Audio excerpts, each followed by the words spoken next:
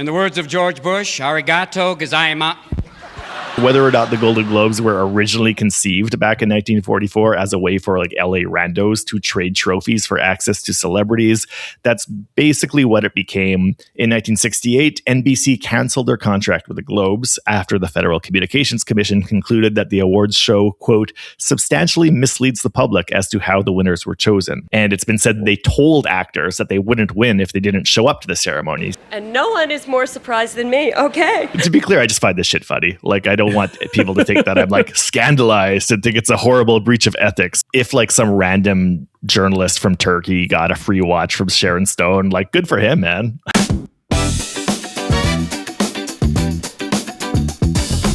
Welcome back to Oscars Outsider, your awards race update and debate show with a heaping helping of history and culture served on the side. I'm Dylan Ferguson. Over there is Craig Midwinter. Hey, Craig, how's it going? Howdy. Awesome. Hey, so we are tonight going to be discussing the movie of the moment, Marty Supreme. We're going to be getting into that a bit later in the show, at the end of the show. But first, this is going to be a Golden Globes preview show. We do have the Golden Globes coming up right away.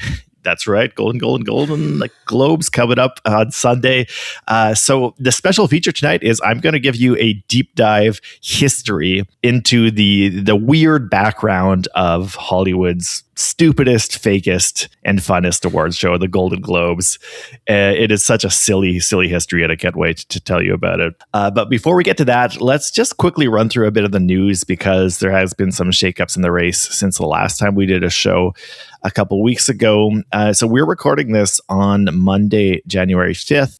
Yesterday night, we had what you could say was kind of the first significant movie awards of the season. The Critics' Choice Awards were last night. Craig, did you get a look at the results of the Critics' Choice Awards? I saw some. So some of it came up in my feed. Obviously, I follow various award adjacent, mostly subreddits. So I did see some of the results, but not all of them. So give me a rundown. I wanna know what happened. Yeah. So for our like Oscars fantasy draft, we're not counting the Critics' Choice Award as one of the ones that we're scoring points for, but it still is interesting as some data points, especially since the Oscars nominations votings actually aren't in yet. That's coming up soon. So this could be something that could influence Oscars nomination voting. So not a huge surprise. Best Picture was One Battle After Another. That also got Best Director for Paul Thomas Anderson. And in terms of the actors, it was Timothée Chalamet getting Best Actor, Jessie Buckley getting Best Actress, and the supporting went to Amy Madigan and Jacob Elordi. Any thoughts on that right away? I guess supporting to Jacob Elordi is the one that stands out as the most surprising for me. A lot of the discussion had been around, Sean Penn versus Benicio even, and like One Battle After Another going kind of head to head in this category. And Paul Mescal, who's being run as supporting actor, that also makes him a heavy hitter in that category. Yeah, true. Yeah, that's right. That it's surprising to see Jacob Elordi, making a splash here. And I'm excited for what this means for Frankenstein in the overall race, because it could be, the kick in the butt needs to get some momentum here. So Frankenstein was the biggest surprise of the night for me. Frankenstein had 4 wins, which is tied for the most wins of the night with Sinners. So Frankenstein actually won more awards than One Battle After Another did. So I was definitely surprised to see that much love given to Frankenstein and Jacob Elordi emerging as the winner. That doesn't necessarily mean he's going to be a winner on Oscars night, but it at least bodes well for him getting a nomination, which I would not have thought was even a given that he would get an Oscars nomination. This bodes very well for him being among the nominees and maybe among the front runners too. So let's just talk Golden Globes quickly of the upcoming 83rd annual edition, which is going to be airing very soon by the time you're listening to this. We did kind of run through the Best Picture nominations for drama and musical comedy. Craig, what are your predictions for how it's going to go down Sunday night? So I think that obviously the whole season surrounds One Battle After Another being kind of the film to beat. So I think since it's being run in musical or comedy, I feel like it is probably, going to land there. I think that the drama is maybe a bit more up in the air, but it feels to me like Hamnet maybe has a lock on that. That'll be interesting to see because Sinners is also there in drama. The Critics' Choice, Sinners was tied for most wins. That could potentially be one that wins a lot. So I think there is maybe some serious competition in drama. They gave a lot of nominations to Sentimental Value. One thing that's of note of the Critics' Choice Awards was that Best Foreign Picture actually went to The Secret Agent. So there was nothing given to Sentimental Value for Critics' Choice for whatever that's worth. The Golden Globes, the new Golden Globes, which is very different from the old Golden Globes, as I'll be getting into very soon. The new Golden Globes do like foreign films a lot, so that is kind of a really different.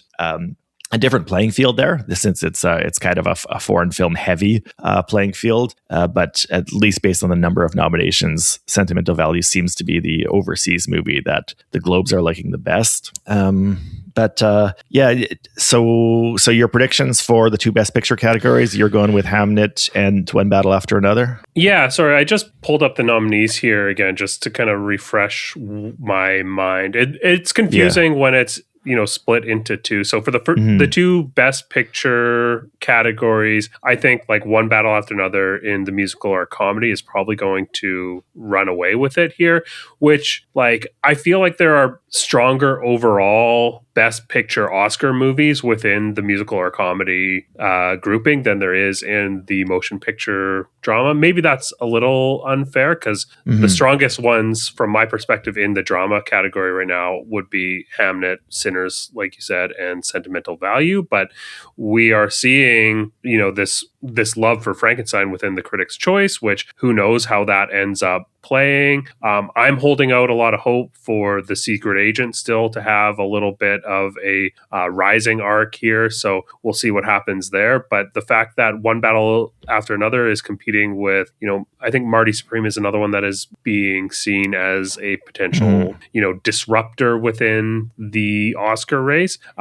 It's going head to head with One Battle After Another in the comedy. You've got Begonia there, which seemed like it was getting some momentum for a little while, but I haven't heard much about it over the past, couple weeks. And Blue Moon is in the musical or comedy, which there's a lot of love for Ethan Hawke. And, I think that there is a lot of there's a tight coupling between the actor races and the Best Picture races here. And as the front runners emerge for the acting categories, it has a lot of influence on the Best Picture category at the Oscars. So I'm interested to see, Ethan Hawke seems like someone that is really building a lot of momentum as an actor. He's got an overdue narrative.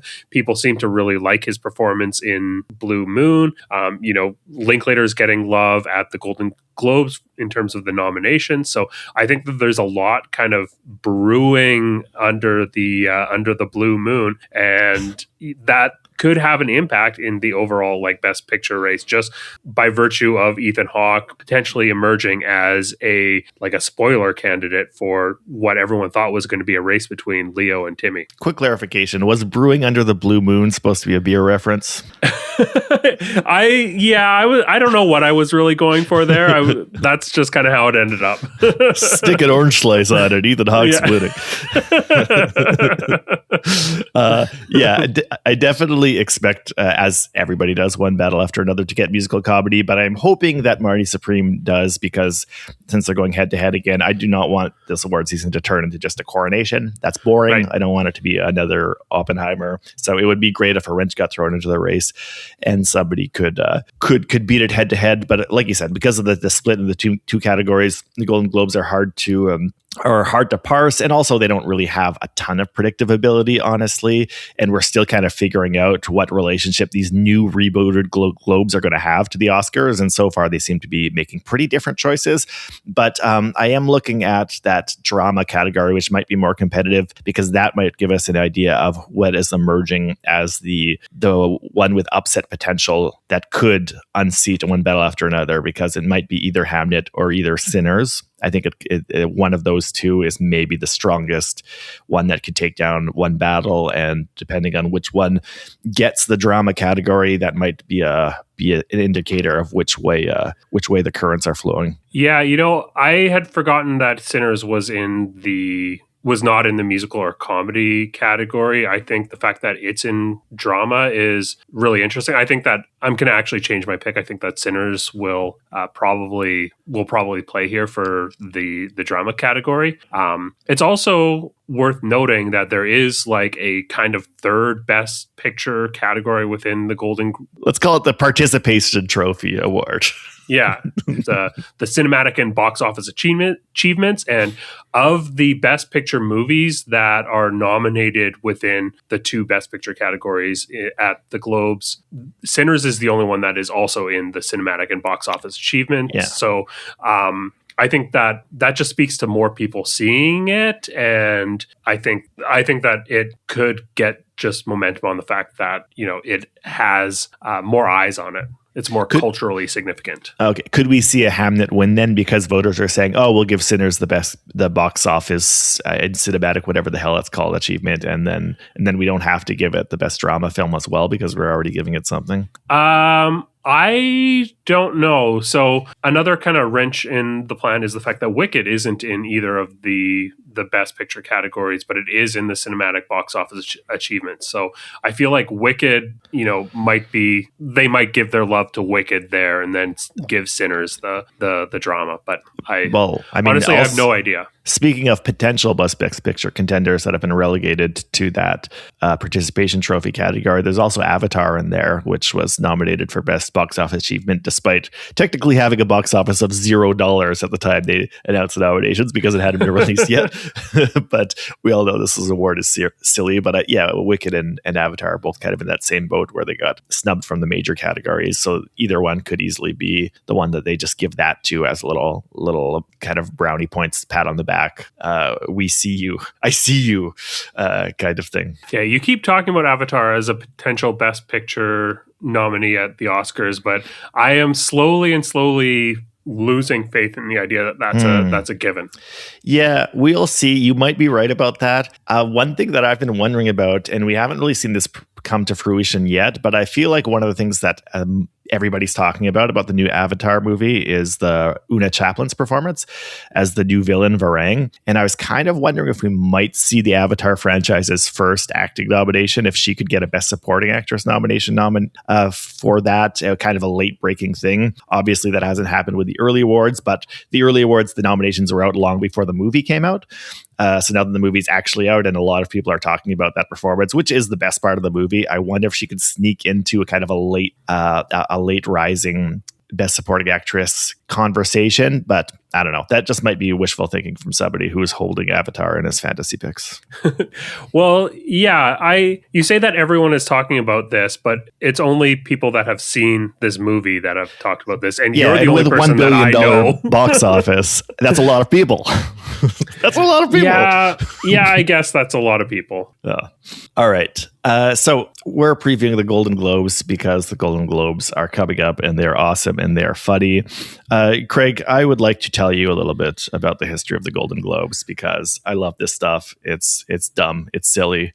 I think like most normal human beings, you haven't spent too much time looking into the history of the Golden Globes, correct? No, yeah. And you specifically told me not to do research on this. I specifically told you not to. Yeah. I'm ready to go. Because I want to play a little game with you a bit later. But first, let's just get into the background because I feel like not enough people know this weird history. So I wanted to do kind of a bit of explainer for everybody here tonight. So the Golden Globes origins lie in the 1940s, which was, of course, a big period for Hollywood, a time when Hollywood movies and gossip were big business and access to stars was a valuable currency for journalists. So at that time in the 40s, a lot of American newspapers, especially those that were owned by the press baron William Randolph Hearst, the man who inspired Citizen Kane, had special arrangements with the studios. So they always had like a carefully curated flow of news and gossip. The newspapers wrote what the studios wanted them to write, and in exchange, the reporters got access to private screenings, events, parties, sit-down interviews with big celebs. So foreign correspondents, that is journalists covering Hollywood for a newspaper in another country, they had a lot of a harder time of trying to get access to these things. You know, a newspaper in France or England wouldn't have contacts with Warner Brothers or MGM, so they struggled to get their reporters the kind of invites they needed. So to try to fix this, there were different efforts in the 1940s by these Hollywood journalists working for overseas publications to band together and form organizations that would give them more influence and clout. And these resulted in the creation of the Hollywood Foreign Correspondents Association in 1943. And it's hard to find out exactly who the founders were because the organization was always notoriously secretive, but it was a group of mostly European entertainment journalists living in and around LA. And officially, they wanted to provide better, more reliable reporting to markets around the world. Presumably, pretty much everyone in LA, they wanted to be close to celebrities too. So one of the first things the new Hollywood Foreign Correspondents Association decides to do is start an awards show. Obviously, that's a good idea. Everybody knows that actors like awards, producers like awards. So if you just dangle awards in front of actors and producers, it's a good way to gain access to them and then give your organization more visibility, legitimacy, leverage. So they held their very first awards, called the Golden Globes, in 1944 at the 20th Century Fox Studios, where Best Picture was awarded to The Song of Bernadette, which coincidentally, I'm sure, was a 20th Century Fox production. So if you're curious, the Academy Awards that year, which were holding their 16th edition, they gave their prize to Casablanca in 1944. So for the first one, the foreign correspondents just presented some certificates, but since the event succeeded in gathering attention for the next year, 1945, the Golden Globes scaled up their award ceremony into a proper event with trophies handed out. As the visibility of the new awards grew in 1950, there was a schism that split the organization into two warring factions. The Hollywood Foreign Correspondents Association, on one hand, continued to hand out Golden Globes, and the Foreign Press Association of Hollywood, on the other hand, handed out different awards called the Henriettas. But in 1955, 5 years later, the two sides reunited as the Hollywood Foreign Press Association, the HFPA. That name, you've surely heard it, the Hollywood Foreign Press Association, familiar from countless acceptance speeches. That was the name that the organization would use up until 2023. So deciphering the causes of that 5-year schism that led eventually to the reunified HFPA is really hard to kind of figure out from the available information, but allegedly it was the result of a dispute over the philosophy of the organization. Should it really be a guild intended to help journalists or just an awards-focused body intended to help members schmooze with celebs? You could kind of decide for yourself which faction won, but it's pretty obvious. Not long after the reunification of the Hollywood Foreign Press Association, they secured a deal with NBC for the Golden Globes to become an annual televised event. They also added awards for TV shows, and for most of that period, they were generally considered the second most prestigious Hollywood's award show after the Oscars. And by that period, they had also settled upon the rules for membership into their secretive organization, rules which would remain essentially unchanged for almost 70 years. So what were the rules for joining the Hollywood Foreign Press Association? That's the question a lot of people ask. Who were these guys? How did they end up being part of this group? It was a pretty exclusive club. Its membership rolls never capped more than 100 people, and most years there were between 80 and 90 people. And there was very little turnover from one year to the next, though each year they would accept applications for new members. In order to be considered for membership, you had to live in Southern California. You had to be sponsored by 2 current members. You had to pay a fee. And since you were supposed to be a foreign correspondent, you had to have published at least 4 articles in magazines or newspapers outside the United States in the year preceding your application. But you did not actually have to be on the staff of a magazine or newspaper, and you did not have to keep publishing to preserve your membership once you were accepted. So that led to suspicion that a lot of members of the Hollywood Foreign Press Association weren't really journalists at all. So like I mentioned, the HFPA was really secretive about this stuff, and they didn't want you to know who their members were. But in more recent times, some journalists, real ones, would start doing some digging and published the identities of members. Ryan Kearney in 2011 in an article exposed many HFPA members and revealed that he couldn't identify a single published work attributed to many of them. Some appeared to be published writers, but didn't actually write about film. Like one Argentinian was just a jazz writer. There was a Russian bodybuilder who calls himself Alexander Nevsky, who only wrote fitness books. And even when he could find evidence of HFPA members actually having published about film in the film industry, they weren't really writing for prestigious newspapers. The organization's longtime president, Philip Burke, had apparently only written for some Australian website and an obscure Malaysian magazine called Galaxy. So Substack. Yeah. This is all to say whether or not the Golden Globes were originally conceived back in 1944 as a way for LA randos to trade trophies for access to celebrities. That's basically what it became shortly after the reunification of the two rival factions in 1955.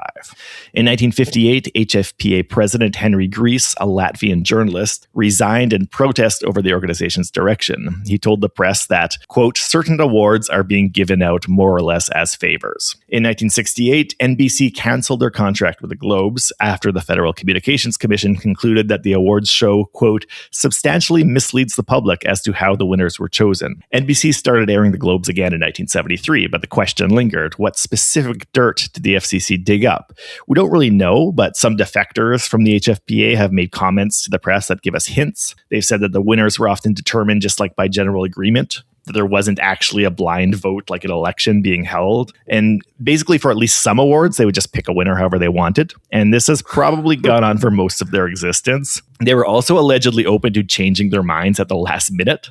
And it's been said that they told actors that they wouldn't win if they didn't show up to the ceremony. So they were basically bribing celebrities to attend, otherwise they wouldn't win. And some journalists have complained of HFPA members hogging celebrities at press events, describing them lining up to get selfies with the stars one at a time, just taking all the time away from the stars, who presumably won't refuse them because they're afraid that they'll fall out of their good graces and won't get nominations at awards.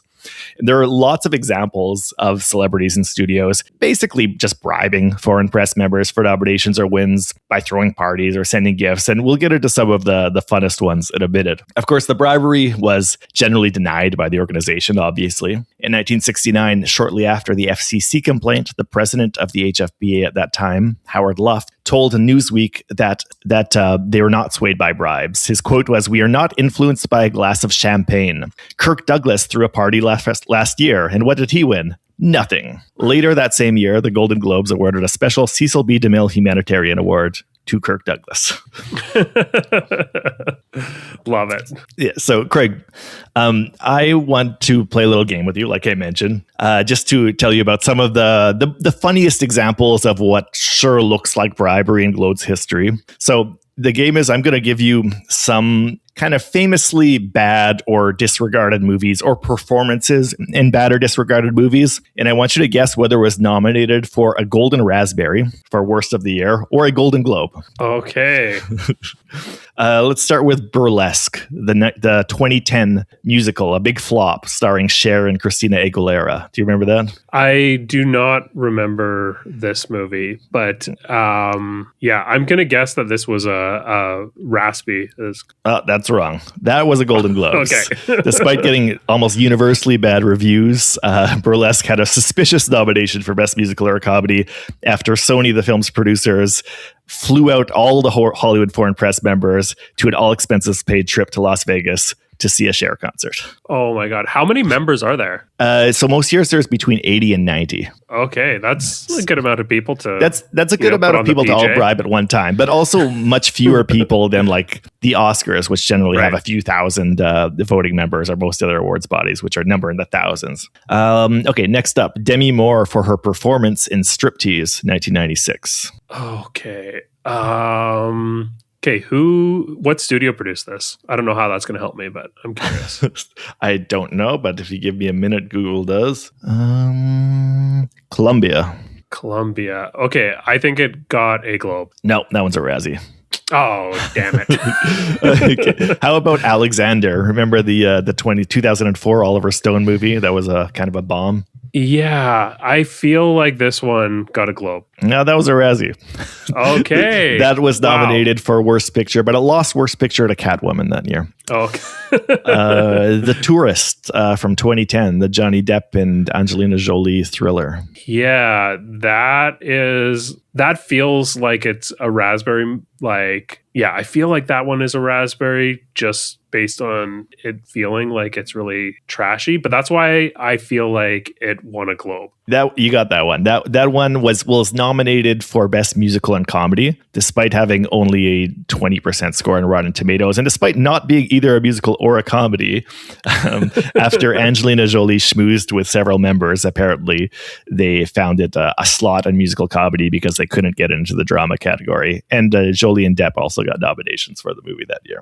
Nice. Let's move on to Sharon Stone's performance in The Muse, Bomb from 1999. Globe. Yeah, that's a Globe. Stone got a Best Actress nomination after she sent a $400 Coach watch to each and every member of the Hollywood Foreign Press Association. Oh, excellent. And lastly, let's go with Pia Zadora's performance in Butterfly from 1981. Oh, I don't remember this movie at all. Is it Raspberry? Okay, so this is actually a trick question. Pia Zadora won both Best New Star at the Globes and Worst Actress at the Razzies. So she got both this year, and they're both wins, which is quite a feat. This is maybe the most famous case of bribery in the Globe's history. Butterfly was a famous flop that was funded by Israeli millionaire Meshulam Riklis as a star vehicle for his girlfriend Zadora, his girlfriend who is more than 30 years younger than him. The New York Times called the performance spectacularly inept, but Riklis hosted the HFPA members at a lavish press junket, and then he invited them all on a trip to Las Vegas. Apparently that's a tried and true method for bribing them, is just take them all to Las Vegas for a party, and they gave her a Best New Star award. That's awesome. Yeah. To be clear, I just find this shit funny. Like, I don't want people to think that I'm like scandalized and think it's a horrible breach of ethics, because at the end of the day, we're not talking about like somebody being elected president or something. It's just, it's like if like some random journalist from Turkey got a free watch from Sharon Stone, like, good for him, man. I don't care.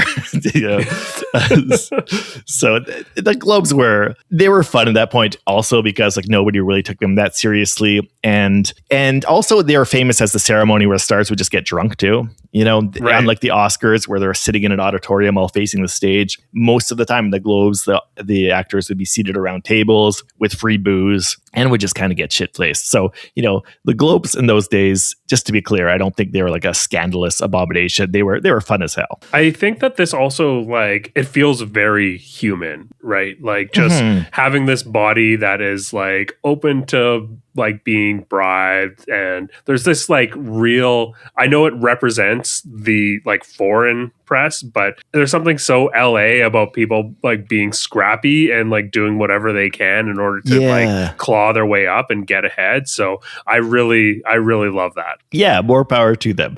So to be clear, I'm talking about this in the past tense because the modern Globes aren't like that way anymore, unfortunately. Well, okay.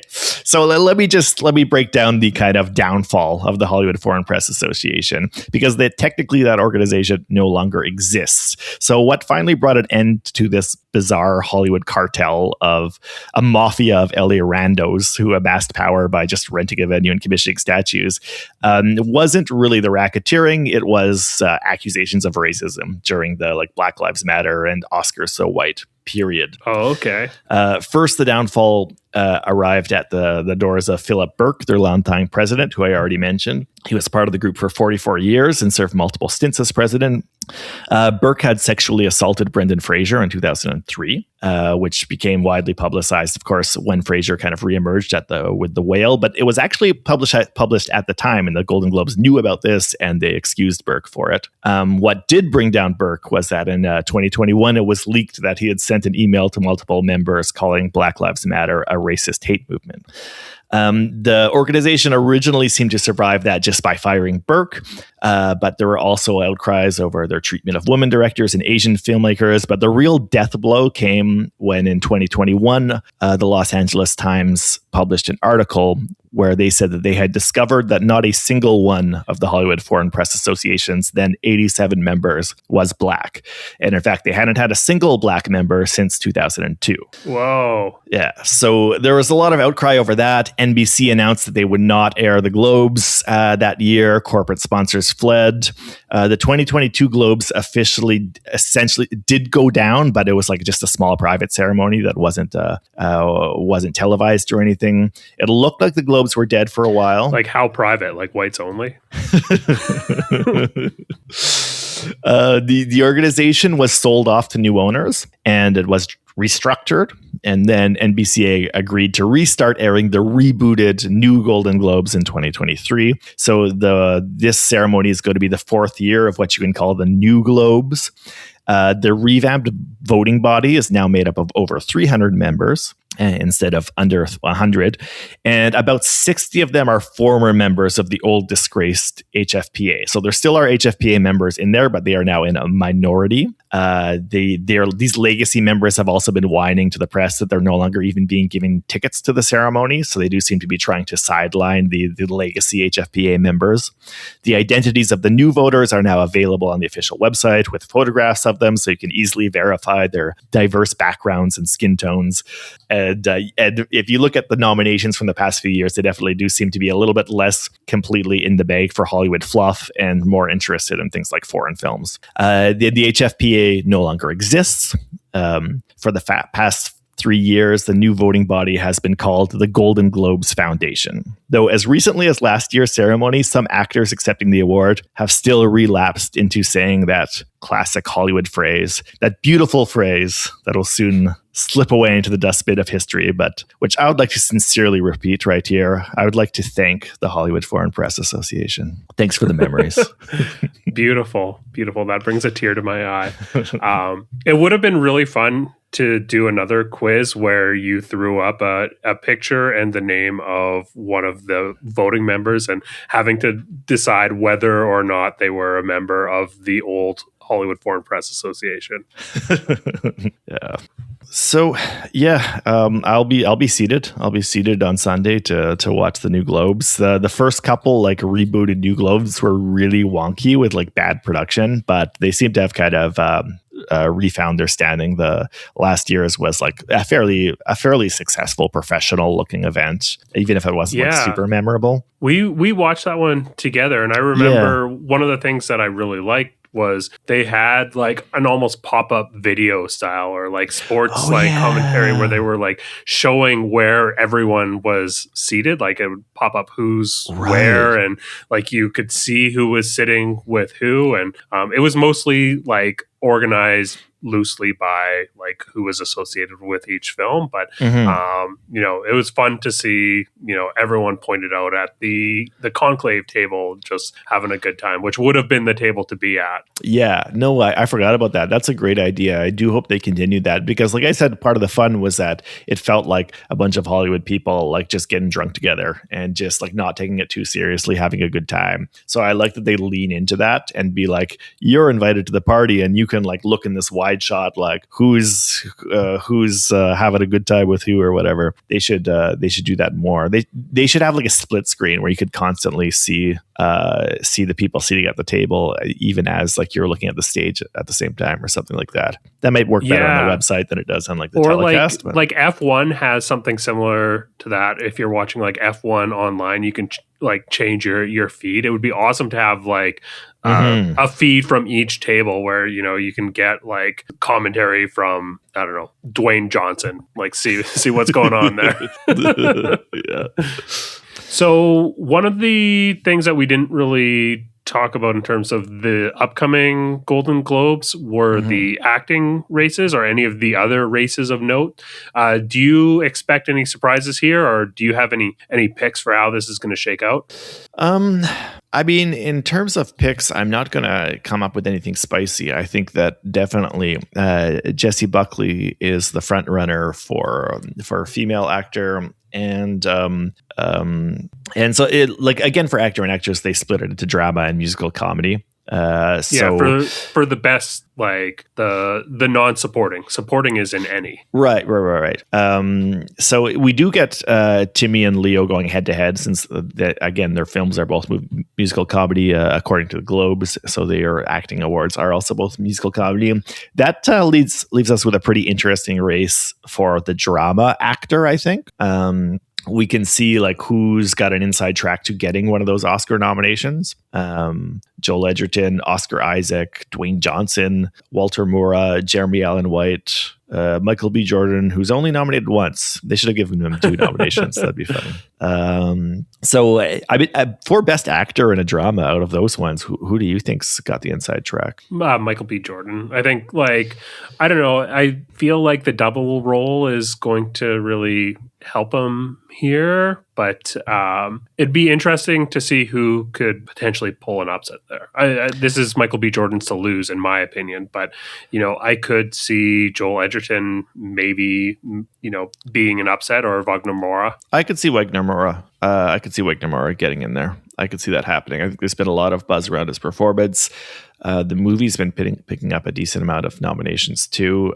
So I think that's a serious contender. I would maybe even pick that. I'd maybe even pick Wagner Moura. That might be a little spicy, but I would love to see it, not just because I've got that in my draft, but I think that would make the race that much more interesting. Yeah, I am all in favor of that. Yeah.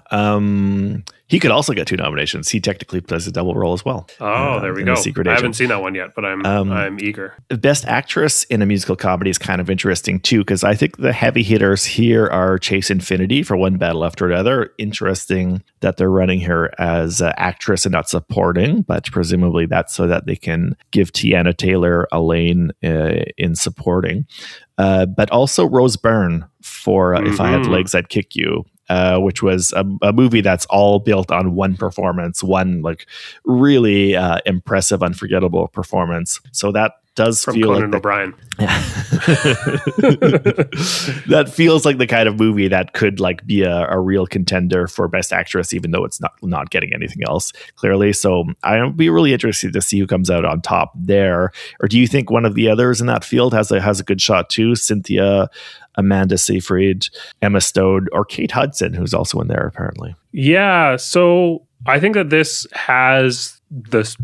is the stronger field of the two between the two female actor categories. I think it's Rose Byrne's to lose. You know what? That's unfair. I don't think it's Rose Byrne's to lose, but I think that she has a ton of momentum here. Chase Infinity is probably the next strongest, but there seems to be like a groundswell of momentum surrounding her performance in this movie recently, at least on the channels that I'm tuned into. Her name is coming up pretty consistently. I don't know if that is just as a result of the fact that this is like a single nomination movie that is apparently a very powerful film and a very powerful performance, and just all the momentum surrounding this movie that people seem to like is concentrated behind a single nominee. I could see a situation where she ends up winning the Oscar as a result here. So I think that she's probably going to get this Golden Globe, but I'm not sure. I want my girl Amanda Seyfried to get an Oscar nomination here as well. So I think that, I'm still holding out hope that The Testament of Anne Lee has a little bit of a surgence here, not a resurgence, but like an initial surgence, please. But yeah, I think this is going to go to Rose Byrne. I would pick Rose Byrne too, though I think Chase Infinity is a very strong candidate. You know what? When I talked about Best Actress in a motion picture drama, I kind of just said Jessie Buckley gets it, and that's it. I'm not too sure actually though, because now that I think about it, the Globes have given a lot of nominations to Sentimental Value. I think they like it a lot. And I feel like Renata Rensfe could be a very strong candidate.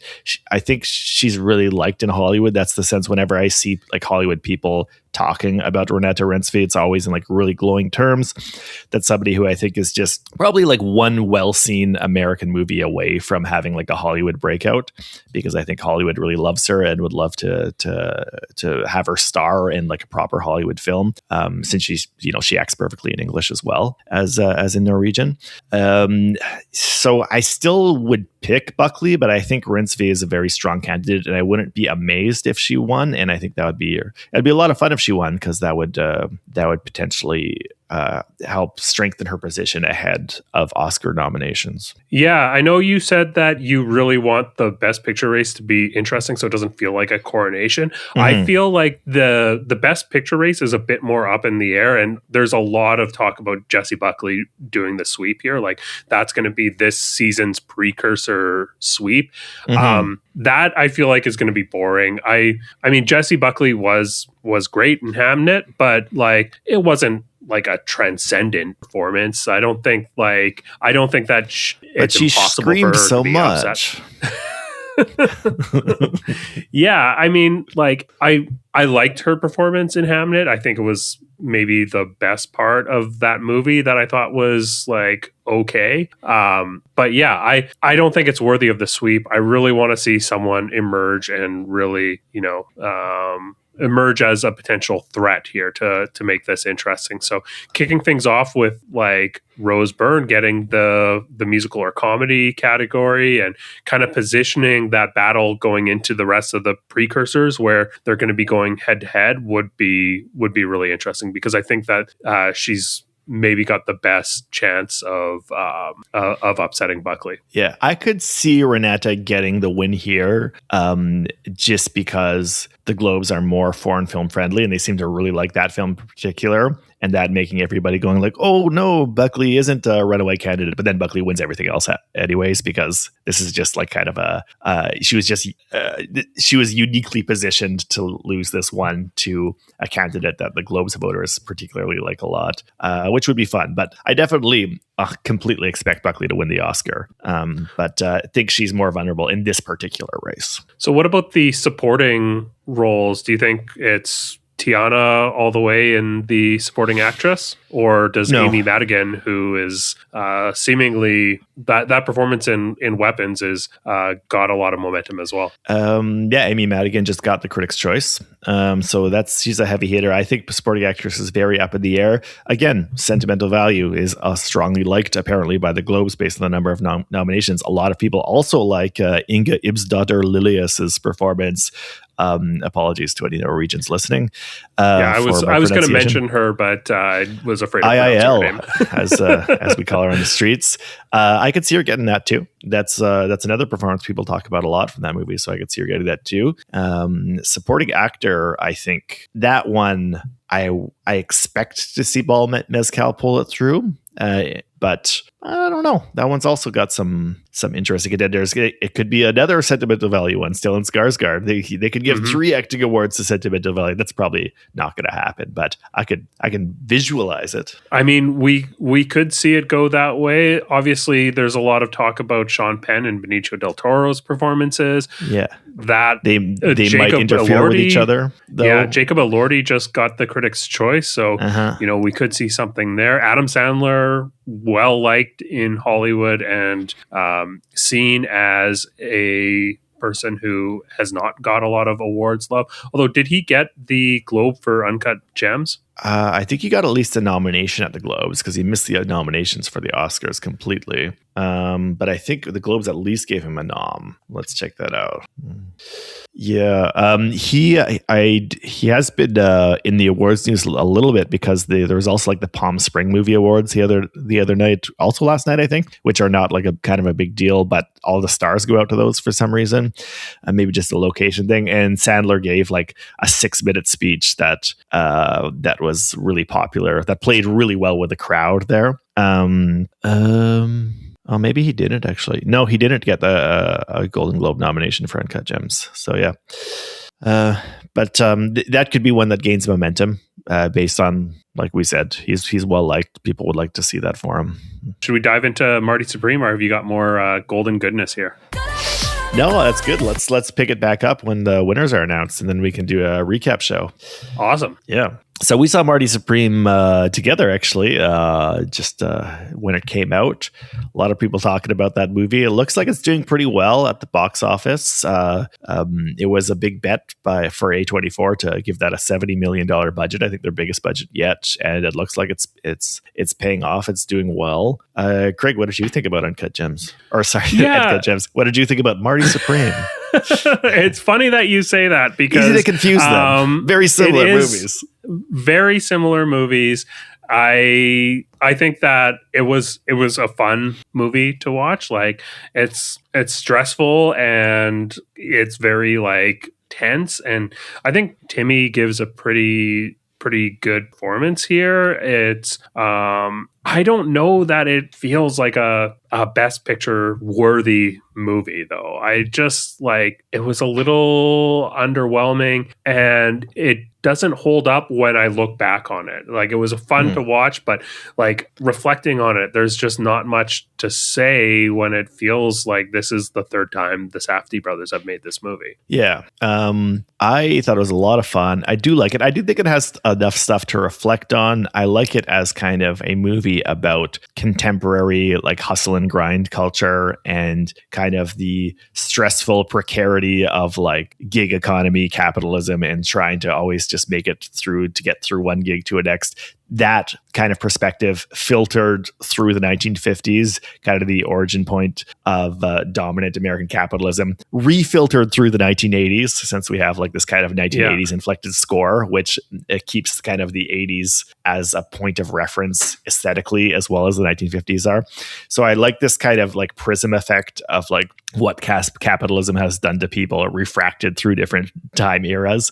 That's, I feel like, one of the most interesting ways to look at it. And also like the kind of Jewish identity and the age of assimilation thing is kind of interesting too. Like there are beats about that I like Marty giving a piece of the pyramid to his mother and saying like, we built this like, Uncut Gems had a similar beat to that, but you know, there are things to chew over. There are things to think about. I don't think it's a completely empty calorie movie.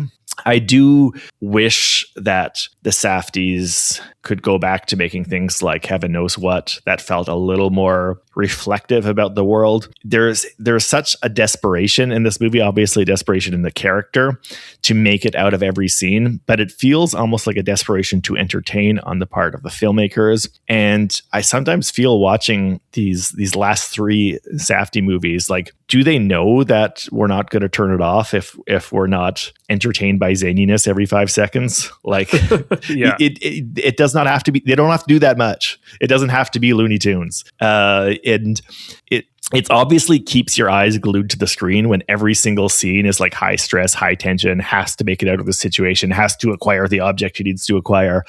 But we're getting no time to like really see anything about the characters, like reflection, any internality of the characters. And I get that that's partially the point. We're being shown a person who lives their life in a way where they are not given this, they do not have the space to reflect, to internalize, because they are in this like everyday struggle to try to enforce their need to be seen, to succeed on the world, and it's a constant battle in the world in which they live. But it's kind of a cheap way to keep the audience entertained too. It's kind of a cheap way to keep the audience entertained when every scene is just like, gotta do this now, has to get out of the room, has to get the thing.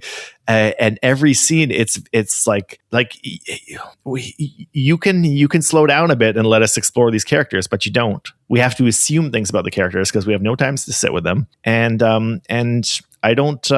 I feel like Josh Safdie could probably be doing more than that, but maybe he couldn't. Maybe just Benny Safdie is the one who does that. And I like The Smashing Machine more, the Benny Safdie's movie that came out earlier this year, which was not as well seen and I don't think as well regarded. But he brought on more of like a reflective tone to it, where we have these scenes of just kind of domestic conversation that's full of content, that's full of little hints about what's going on inside this person, how their mind is working. I think that's a little more rich and interesting than the frantic Looney Tunes hijinks. Yeah, totally. And like you said, a lot of the characters surrounding Marty in this film, they don't have the space to breathe. Like Timothy Chalamet's performance is great, but it's also like a bit of a black hole. He like dominates every frame. He dominates every scene.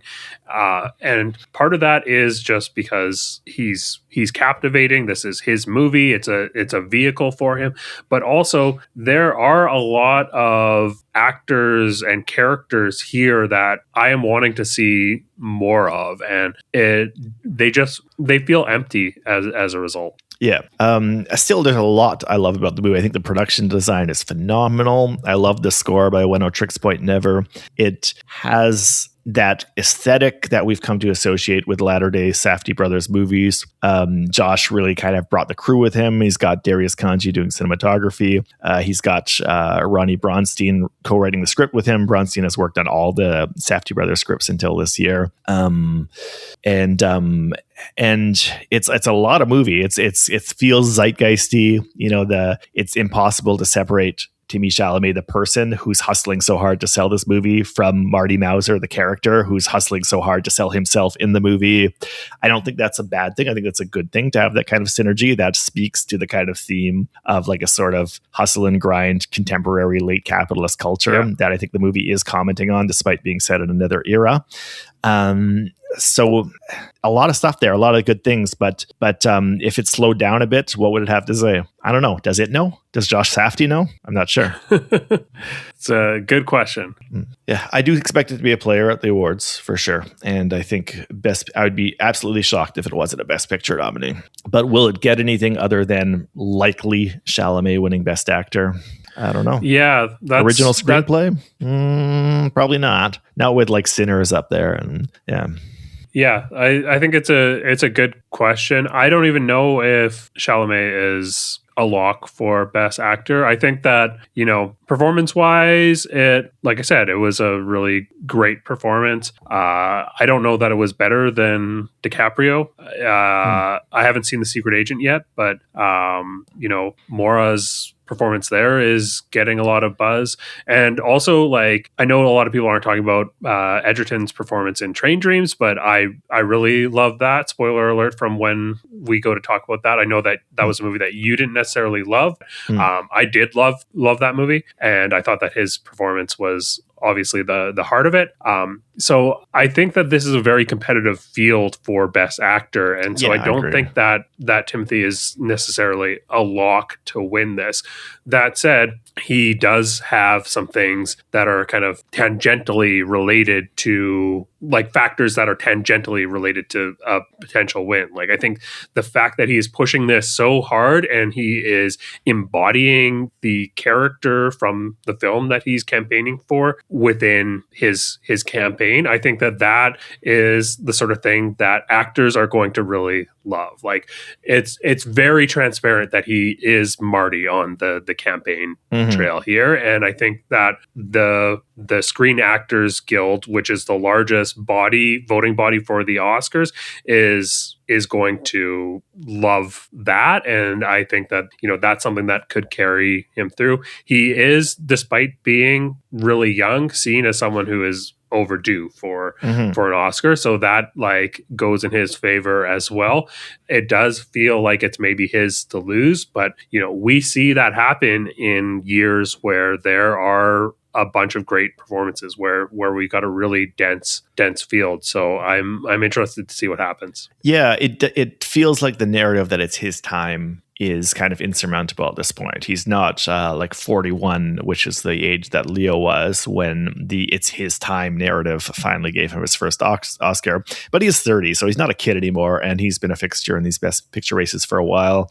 And I think that narrative that he's due, this is the perfect role for him to be himself, and that's going to be too strong for Leo or anybody else in what is, like you said, a strong field to actually overcome. And his acceptance speech at the Critics' Choice was interesting because it was different from his other acceptance speeches we've seen from him. It was not cocky and brash. It was kind of toned down and humble. And for me, that almost feels like, in like the moment in like a presidential campaign where like a front runner feels like they have to start acting presidential as they stay and like stop just like rage baiting and like making like dog whistle comments and stuff, and has to start showing that they are ready to accept this honor. I feel like that's a big contrast to like his acceptance speech for the SAG last year, which was very brash and cocky. And also maybe the speech of somebody who expected that to be the last acceptance speech he was giving that year, who had already kind of accepted that he probably wasn't getting that Oscar that he had really wanted. I think we might be seeing him switching into a mode where he more does not want to ruffle feathers anymore, because he sees it as kind of paving the runway for a smooth landing that feels more and more inevitable. I mean, I like Timothy Chalamet. We've talked about how he is, he's taking the reins of the old school movie star where he's selling tickets to movies. And I think that, it needs to be said that he is going hard for this movie and selling tickets for this movie. He's selling tickets for an original intellectual property. It's not an existing franchise. And so I think that there's going to be a lot of people within the the studio system that are going to like what this says. Like, it says that they aren't going to have to cough up big money for these properties, and they're able to potentially make cheaper movies that are sold on the back of a star. So I think that there's a lot of potential goodwill surrounding what that says, and it's honestly going to be a lot more satisfying if he wins the Best Actor this year than it would have been if he would have won it last year for Bob Dylan. I didn't like that movie. Performance was fine, but I just did not like the movie. So I'm going to be a bit more satisfied if it comes down to what it's looking like it might come down to. Yeah, well, it will definitely be interesting to see what happens coming out of the Golden Globes when we get our first awards that are actually among what we call the precursors, the ones that we are tracking and scoring points for in our Oscars fantasy draft. It's starting to get realer and realer. Yeah, this is going to be so interesting. What kind of like curveball are you hoping to see? Is there any like one real upset that would excite you? That would excite me. Keeping it like realistic and not something that I think would be like impossible. I've already said that I would love to see Renata Rensby take the award from Jessie Buckley. I think that would spice things up a lot in one of the races that's feeling like the most settled. I feel like we might be heading towards a situation where both Best Actor and Best Actress feel settled by the time we get to the Oscars. So I want to see both of those get shaken up, and of course I want to see Best Picture get shaken up too. Yeah, I want to know what your like Looney Tunes upset that you're hoping for. Nouvelle Vague winning Best Picture musical or comedy. Okay, yeah, that's what I'm talking about. Big Nouvelle Vague fan. That's never happening, but yeah, let's see Linklater from the top rope, just shocking everybody. I think mine that exists outside of the realm of possibility, but you never know. Like maybe outside, like 2% chance, it would be Ethan Hawke upsetting Timmy. I think that would make this very exciting for me. That would be exciting, and I think that's less crazy than my suggestion. I think that's something that that's not going to happen, I don't think, but I think he's a contender. He's maybe more contender than people are giving him credit for. Yeah, let's see it. All right. Do we have anything else that we need to cover tonight? No, I feel good. All right, awesome. So we'll be back very soon. We'll be back very soon breaking down the results of the Golden Globes after the ceremony, and we'll dive into another topic about Oscars history too in the next episode of Oscars Outsider. Let us know in the comments what movie you want us to talk about next time, and we'll do our best to cover it. Yeah, and sound off about where you think we're right and wrong in our predictions. All right. # Team Dylan, # Team Craig. All right. Well, until next time, keep Oscaring, keep globing.